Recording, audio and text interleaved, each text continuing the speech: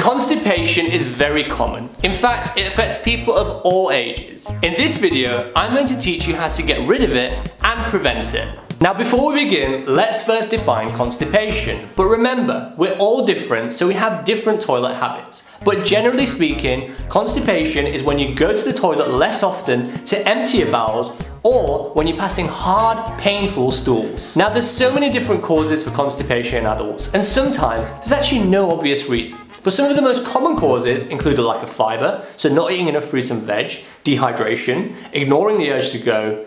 Actually, I'll leave a full list in the description below for you. Now the good news is that constipation can usually be treated at home with simple lifestyle changes that we're going to talk about next.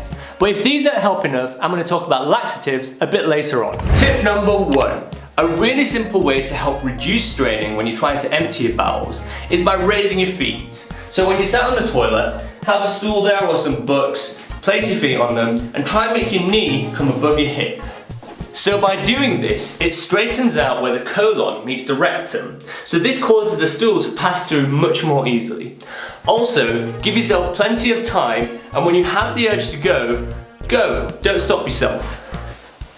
By the way, I am on vacation right now, but I thought it'd be quite cool to film these parts here. So let's move on to tip 2. Now to make your stool softer and easier to pass, you need to drink more fluids, so 6 to 8 glasses per day. And to help your stools retain more fluid, you need more fibre, so more fruit, more veg, more oats. Actually, I'll leave a really useful link in the description below. It's by the NHS and it tells you all the different foods that have fibre in them and how much to eat. So check it out when you get a minute. Tip 3. Increase your activity. So do more regular walking, more regular exercise, and it's going to reduce the time it takes for the food to pass through your large intestine, so you're going to empty your bowels more regularly. Now the reason for this is that the longer the food spends in your large intestine, the more water it's going to absorb, so it's going to leave you with drier and much harder stools to pass, and nobody wants that. Now I'm going to go off snowboarding. I'll see you back in healthcare world.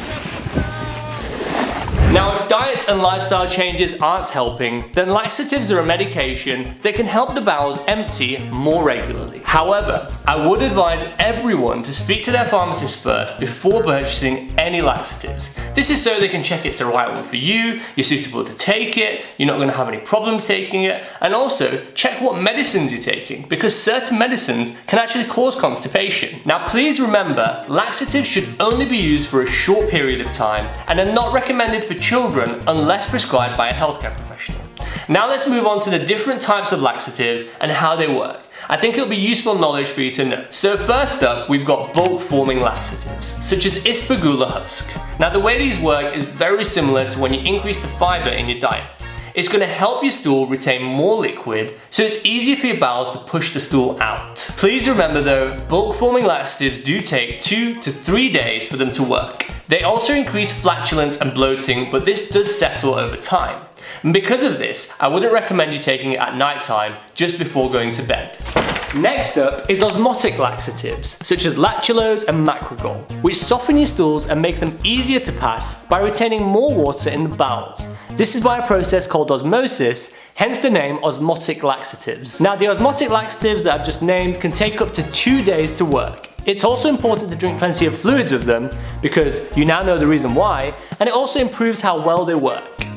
Stimulant laxatives like bisacodyl, senna and sodium picosulfate speed up movement in the bowels. Now this is caused by stimulating the digestive tract and causing it to contract, like this. Now remember, because you now know how stimulant laxative works with the contractions, it can cause abdominal cramping because of this. It can also take up to 12 hours to work.